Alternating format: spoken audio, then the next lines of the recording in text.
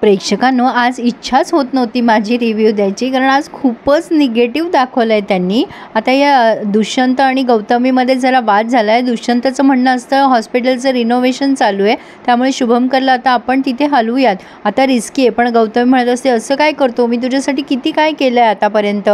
दुष्यंत म्हणत असतो अगं म्हणूनच सांगतोय ना, आता गरज आहे, आपण त्याला तिथून हलवूयात. अगं आपण जे करतोय ना त्याला बेसिकली क्राईम म्हणतात. पण गौतमी त्याला इमोशनल ब्लॅकमेल करते. असं काय करतोस, त्याला ट्रीटमेंट मिळणं गरजेचं आहे ना, तिथे त्याला तात्काळ ट्रीटमेंट मिळते. आणि मी तुझ्यासाठी एवढं सगळं केलं, तू मॅरिड असूनसुद्धा. आणि एवढं बोलून ती रडत रडत बाहेर निघून जाते. आता आरवसाठी सुमनने आंबोळ्या आणि कसली तरी वाटण्यांची हुसळ केली आहे आणि ते आरवला फार आवडलं आहे. सुमन म्हणत असते कसं झालं बाळा. आरव म्हणतो छान झालं आहे ग आत्या. पण इरा येते आणि म्हणते हे काय, माझ्या आवडीचं काहीच बनवलं नाही आहे का, काय ग आत्या तुला सेन्स नाही आहे का, सगळ्यांच्या आवडीनिवडीचा स्वयंपाक बनवावा. आरवला राग येतो. तो म्हणतो काय बोलतेस तू, हे ती मेड नाही आहे आपल्या घरातली, तुझी सख्खी आत्या आहे, जरा भाषा सांभाळून वापरत जा इरा. इरा म्हणते काय झालं रे तुला दादा, ती बयो आली आहे ना तेव्हापासून तू पुन्हा बदललायस, किती कसा वियर्ड वागतोयस बघ जरा तू स्वतःला. आरव म्हणतो मी बयोशी बोलत नाही, आणि तुला जर तुझं चुकल्यावर रागवलं तर काय बिघडलं, तुला ऐकायचं नसतं इरा. इरा म्हणते मी पण मोठी झाली आता, मला कोणाचंच ऐकायचं नाही आहे. गौतमी येते आणि म्हणते काय झालं. आता ही इरा सांगते की बघ तुझा मुलगा किती बदलला आहे, त्या बयोशी बोलत असतो ना नेहमी म्हणून. आरव म्हणतो अगं मम्मा मी नाही बोलत, आणि तू प्लीज आता हे सगळं तुझ्या तब्येतीवर नको नेऊस, तुझी तब्येत सांभाळ फक्त. आणि तो उठून निघून जातोय. इरा तर आज पूर्ण सायको दिसली प्रेक्षकांनो, अगदी सायको. म्हणजे काय नेमकं दाखवायचं आहे ते तर मला कळतच नाही आहे. आणि त्यातनं हाईट म्हणजे या दोघी बयोच्या रूममेट या वाटेल तसं वागतात बयोशी, काही अर्थच नाही आहे. आता त्या बयोचा फॅमिली फोटो यांना कापायचा आहे इराच्या सांगण्यावरनं, म्हणून या अर्ध्या रात्री दोघीजणी उठल्यात आणि तो फोटो घ्यायला जातात तेव्हा तो बदकन पडतो खाली. बयो उठते आणि लाईट लावते आणि बघते तर काय, तिचा फोटो पडला. बयोचे आणि या फोटोचे खूप इमोशन्स आहेत ना, म्हणजे इमोशन्स जोडल्या गेलेले आहेत. आणि बयो काहीच बोलत नाही प्रेक्षकांनो, फक्त त्या दोघींना म्हणते काय ग असं कसं पडला फोटो. आणि या दोघी म्हणतात काय मला झोपेत चालायची सवय, आणि तू अशा इकडे तिकडे ठेवतेस तुझ्या वस्तू पडल्या आणि मला झोप आली, आता मी चालले. प्रेक्षकांनो इतकं पण दुर्लक्ष नाही करायचं की ते जीवाशी येईल. आणि आता खरंच बयोच्या जीवाशीच येते हे, म्हणजे बयोशी कोणीही वाटेल तसं वागू शकतं आणि वाटेल ते बोलू शकतं, असाच अर्थ झाला आहे. दुसरा तर काही अर्थ मला दिसत नाही आहे, तुम्हाला कळला तर मला सुचवा. आणि आता बयो त्या आरवच्या मागे मागे जाते आणि त्याच्याशी बोलायचा प्रयत्न करते की आपले बाबा कुठे सांग ना मला. आरव म्हणत असतो बयो तू माझ्याशी बोलायचा प्रयत्न करू नको, तुला माहीत नाही आहे किती गैरसमज होतात. असो पण तू मला माझ्या मम्माच्या विरुद्ध जायला सांगतेस, माझ्या मम्मावर मी अविश्वास नाही दाखवू शकत. बाबा नसताना तिनेच आम्हाला सांभाळलंय. अगं गावात तू एकटी होतीस, पण आम्ही सुद्धा इथे एकटेच पडलो असतो ना मम्मा नसती तर, त्यामुळे तू मम्मावर अविश्वास दाखवायला सांगू नकोस. बयो म्हणते दादा मी तुला असं नाही म्हणत रे, मी असं कशाला म्हणू. बयो पुढे काही बोलणार तितक्यात ही इरा बया आली आणि वचा वचा वचा वचा बयोला बोलून गेली. दादा ही पुन्हा तुझ्याशी बोलायचा प्रयत्न करतीये ना, काय ग तुला कळत नाही का बरं बोलतीयस तू माझ्या दादाशी. दादा आपण ना हिची आता कंप्लेंटच करू. हो अगदी असंच फास्ट बोलते ती प्रेक्षकांनो. बयो म्हणते मी काही दादाशी बळजबरी बोलत नाही आहे. आता इरा म्हणते दादा आता हिची लायकी ना दाखवतेस मी सगळ्यांना. आरव म्हणत असतो इरा सगळे इथे जमा झाले, चल इथून. आता हे म्हणजे ही कॉलेजमधली गर्दी चांगली जमा झाली आहे, अभिराम आहे वैभवी आहे सगळंच हे ऐकतात, ती अंकिता सुद्धा.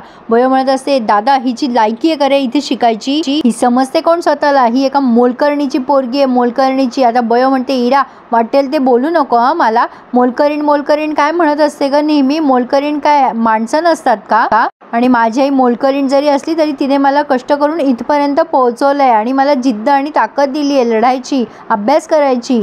तुझी वाईट वृत्ती आणि घाणेरडे विचार तू तुझ्याकडेच ठेव. इथे या कॉलेजला आपण शिकायला येतो तेव्हा आपण इथे सगळे समान असतो आणि असा भेदभाव कोणीही करत नाही. इराला हे जरा जास्तीच जिवारी लागले. ती म्हणते तुझी हिंमत कशी झाली तुला आणि मला इक्वल समजायची, आणि घाणेरडी वृत्ती माझी नाही आहे, घाणेरडी वृत्ती तुझी आहे, तुझं रक्त घाणेरडं आहे. अरे अरे काय शब्द हो प्रेक्षकांनो, काय बोलू आता. आता इरा पुढे खूप वचावचा बोलते, आज तर तुझी लायकी काढतेस, थांब आता सगळ्यांसमोर. आणि लोकांना म्हणजे सगळ्या मुलांना सांगते की हिची आई माझ्या बाबांसोबत हिच्या आईने लग्न केलं. जेव्हा माझ्या आईवडिलांचे रिलेशन खराब झाले होते तेव्हा हिच्या आईने माझ्या बाबांचा फायदा घेतला आणि लग्न केलं. आता आरवला हे ऐकून जरा धक्काच बसलाय, पण तरीसुद्धा आरव काही बोलत नाही आहे. बयोला पण राग आलाय, तरीसुद्धा बयो थंड झाली आहे. ती फक्त एवढं म्हणते की हे बघ तुलाही माहिती आहे माझ्या आईने फसवलं नाही आहे बाबांना. आणि काय मिळालं ग तुला आपल्या खाजगी गोष्टी अशा लोकांसमोर मांडून? इरा म्हणते समाधान, समाधान मिळालं मला. तुझी लायकी काढून ना समाधान मिळालेलं आहे मला, तुझी हीच लायकी आहे. आता हे तर काही नाही प्रेक्षकांनो, पण हद्द झाली. म्हणजे डॉक्टर म्हणजे मेडिकल कॉलेजचा प्रोफेसर असा विचार करतोय की बरं झालं या पोरींची भांडणं होत आहेत, आता या सरस्वतीला कॉलेजच्या बाहेर काढायचं आहे तर माझ्या डोक्याचा ताप जाईल, काहीतरी या दोघींमध्ये मोठं व्हावं आणि मी या सरस्वतीला कॉलेजच्या बाहेर काढावं. म्हणजे डॉक्टर लोक असे विचार करू शकतात, हद्द आहे. आता इरा म्हणत असते हिची लायकी तीच आहे. आता तो आरव शेवटी तिला तिथून घेऊन जातो आणि ते प्रोफेसर बयोलाच येऊन ओरडतात, चला निघा इथून, तुमचे घरचे प्रॉब्लेम बाहेर सॉल्व्ह करा. आणि मग तिथे जमलेल्या मुलांची गर्दी जरा पांगते. पण आता इकडे हे शुभंकरचा इलाज करत असतात दुष्यंत, तेव्हा ते बयो म्हणत असतात पुन्हा झोपेमध्ये. आता त्या सिस्टर म्हणतात, डॉक्टर हे बयो म्हणताय त्या मुलीलाच का, जिने माझ्या मुलाचा प्राण वाचवला? आता त्या सिस्टरचा हा प्रश्न ऐकून जरा टेन्शन आले त्या दुष्यंतला. ते म्हणतात असं काही नाही आहे, एकाच नावाचे बरेच व्यक्ती असतात या जगामध्ये आणि तुम्ही इकडे लक्ष द्या, बाकीच्या गोष्टींचा विचार करू नका. आता त्या सिस्टर निघून गेल्यात, पण आता दुष्यंतला चांगलंच अंगाशी येणारे शुभंकर प्रकरण हे त्याच्या लक्षात येत आहे.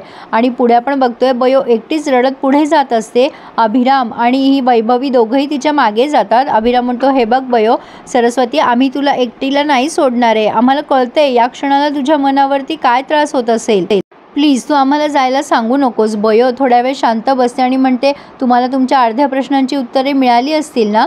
आता अभिराम म्हणतो, हो ग, म्हणजे तुझी आई आणि ते. आता बयो म्हणते, हो, पण ते सगळं सत्य नाही आहे, ते जे आहे ते सगळं अर्धवट बोलल्या गेलं आहे. माझ्या आईने कधीच कोणाला फसवलं नाही आहे आणि बाबांना तर मुळीच नाही. तेव्हा परिस्थितीच तशी होती की माझ्या आईबाबांना एकमेकांशी लग्न करावं लागलं. मी तर तिथे गावात एकटी राहत होते माझी आई गेल्यावर आणि हे सगळे इथे आले. मला असं वाटलं होतं की माझे बाबा पण इथे असतील यांच्यासोबत. पण अभिराम म्हणतो, मग कुठे तुझे बाबा? बयो म्हणते, माहिती नाही आहे, पण मला त्यांना शोधायचं आहे. मला असं वाटतं की ते आसपासच आहेत माझ्या. आता वैभवी आणि अभिराम म्हणतात, तुला काहीही मदत लागली तर आम्हाला सांग, आम्ही तुला तुझ्या बाबांना शोधायला हेल्प करू. आणि बयो म्हणते, हो, मला पूर्ण विश्वास आहे की बाबा माझ्या जवळपासच कुठेतरी आहे. आणि इथे त्यांनी हा रिव्ह्यू पूर्ण केला आहे. पुढे आपण बघतोय की म्हणजे हद्द झाली आता प्रेक्षकांनो, आता काय काय बोलू मी, मलाही कळत नाही आहे. तर या बयोचे पुस्तकं आणि पैसे चक्क या हेतलनं आणि अंकिताने लपवून ठेवले आहे. असं कोणीही कोणाशी अशा प्रकारे वागू शकतं का? पण असो, या मालिकेत काही होऊ शकतं. मला तर वाटतं मालिकेचं नाव मोठ्या बयोचा मोठा छळ असं ठेवायला हरकत नाही आहे. असो, काय वाटतं तुम्हाला कळवा. खरं तर मला निगेटिव्ह बोलायची इच्छा नाही आहे. जेव्हा छान दाखवतात तेव्हा मी छानच म्हणते आणि वाईट दाखवल्यावरती वाईटच म्हणणार ना प्रेक्षकांना. उगी बडवून सांगायची माझी पद्धत नाही आहे. असो, आता या मोकल काकू या अंकिताचा आणि हेतलचा काहीतरी समाचार घेतील असं दिसतंय. काय वाटतं तुम्हाला? कमेंट करून कळवा आणि प्लीज आपल्या चॅनलला सबस्क्राईब करायला विसरू नका. धन्यवाद.